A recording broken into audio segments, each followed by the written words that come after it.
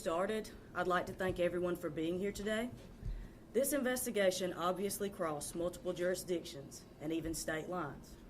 Before Sheriff Reynolds gets started, we want to thank all the agencies that helped and participated in this investigation. Cherokee County Sheriff's Office, South Carolina Department of Corrections, South Carolina Department of Corrections Police Services, York County Sheriff's Office, the York Police Department, the 8th Circuit Solicitor's Office, Greenville County Sheriff's Office, the North Carolina State Bureau of Investigations, SLED, Lexington County Sheriff's Office, as well as the FBI. For media members, at the end of this press conference, I will have hard copy press releases for everyone. Sheriff Reynolds will now address the media.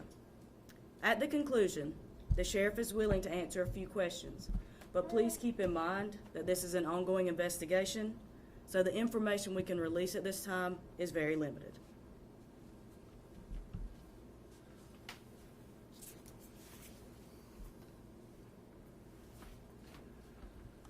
I'd also like to thank all the agencies involved in this case because they were very much needed and appreciated. But I also want to thank the men and women of this office because of the tireless hours that they spent day and night accomplishing this, because those are the logistics that people don't see, but there was a lot of hard work around the clock that was done with this office. And I realize many of you have questions, I'm sure, as far as the motive and the connection with this area. But because of it being ongoing and because those details will come out in the trial, I'm not at liberty to say those. But the one thing I can share with you is this murder was orchestrated through prison. The guy that orchestrated it is currently serving a 30-year sentence.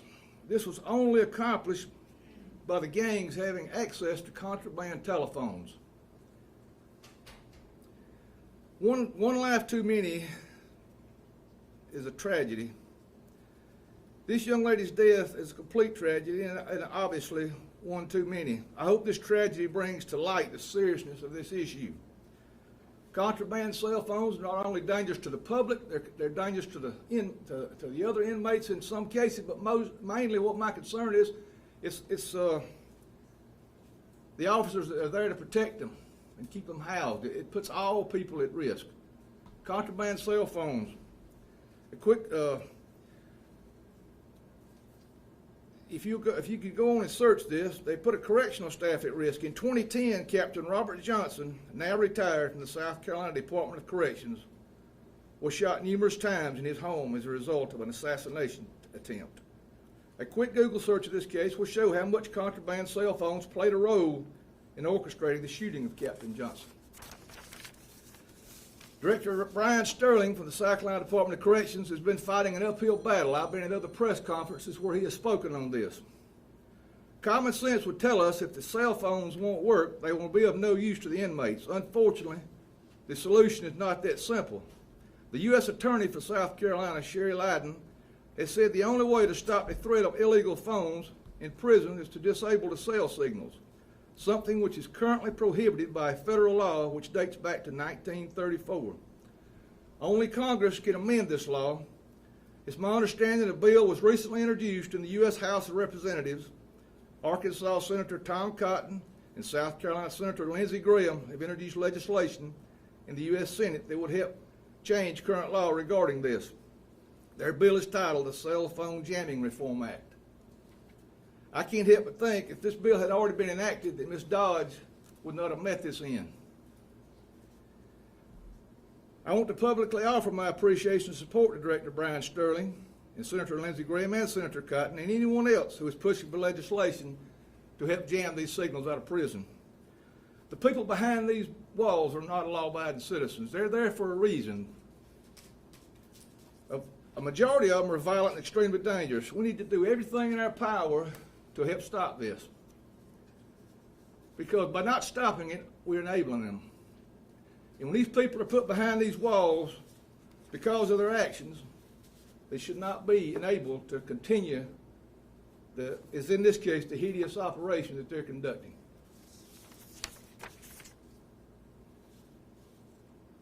So anything any help that it can be given to Director Sterling and the ones that the powers that be to help stop these cell phones needs to happen very badly.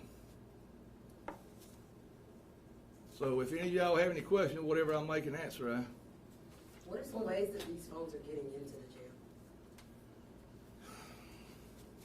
Well, they are brought in through the prisons in different ways. They attempt to throw them over the fence. They attempt to smuggle them in. I mean, different ways that the contraband is getting in. That is, either the throwing over or smuggling them into the system is something that has to be aggressively stopped. But it's, you know, it just absolutely boggles my mind that this is enabled, that they don't jam these signals. Sheriff, what is the downside? In other words, why is that not true? What do you, if you cut off cell signals, what do you lose in terms of law enforcement communication and anything else? I don't know. I don't know of anything they would lose, other than the fact that they're trying to appease the wrong people.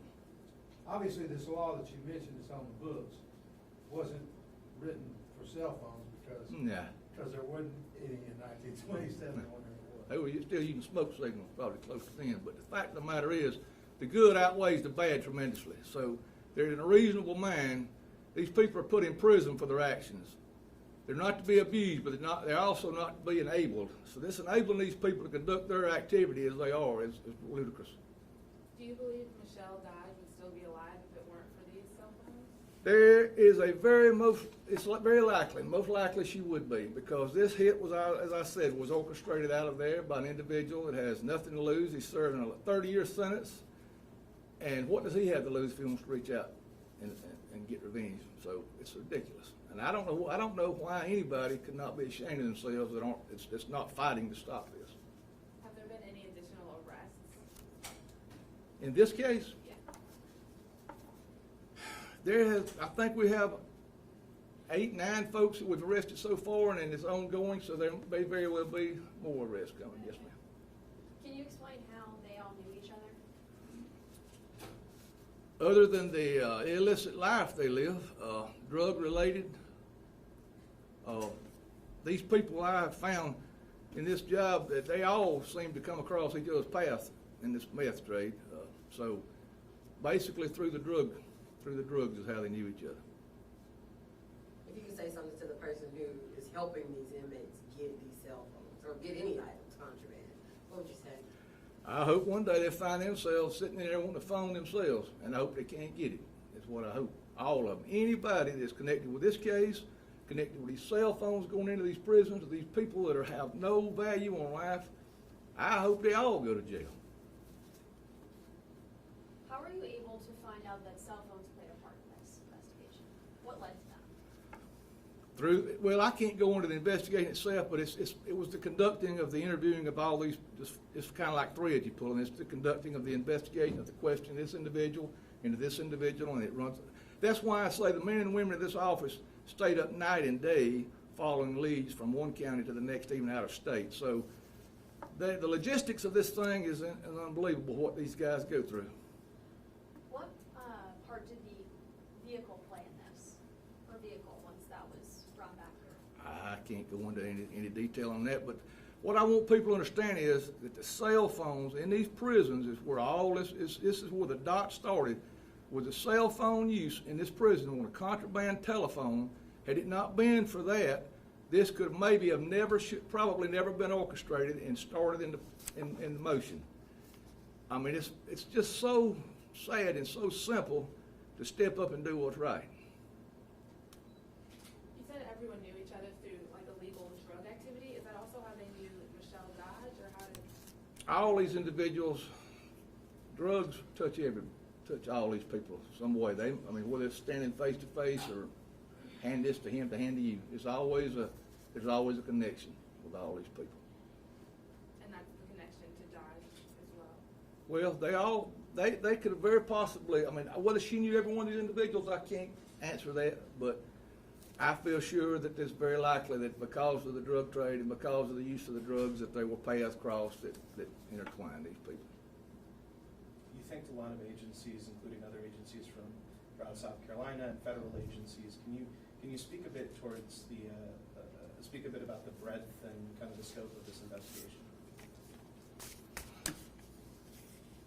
Speak to the three, what did you say now? The scope of this investigation, just how all these other agencies got involved. Well, because of the location that the individuals, I mean, the paths they take, the path where they live, the connections they have in other locations. I mean, once you get to this place and you conduct an interview, it's going to lead you. One interview is going to lead you, keep leading you in another direction. How do you believe she ended up in Lawrence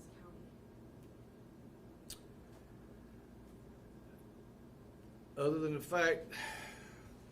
fact that they ended up here, the murder was committed.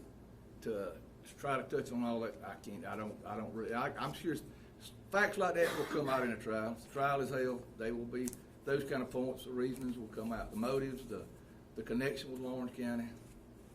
Is there a connection? Was this? I'll say if there's a connection with Lawrence County itself, the motives, all the facts will come out at that point in time. But you don't know of any reason other than they found a place to dispose of the body.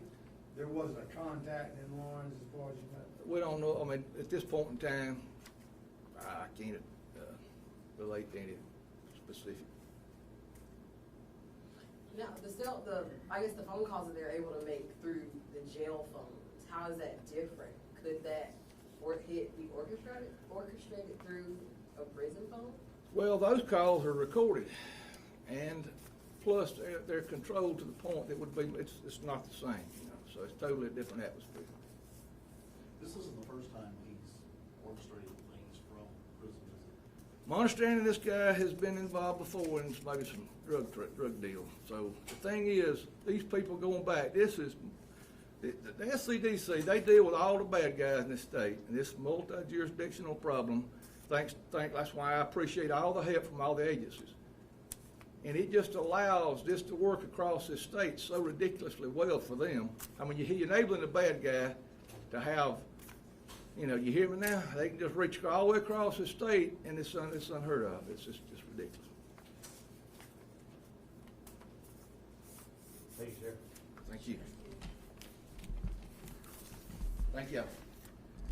As I mentioned earlier, I will have hard copies of the press releases for all of you, and we thank you all so much for being here and for your time.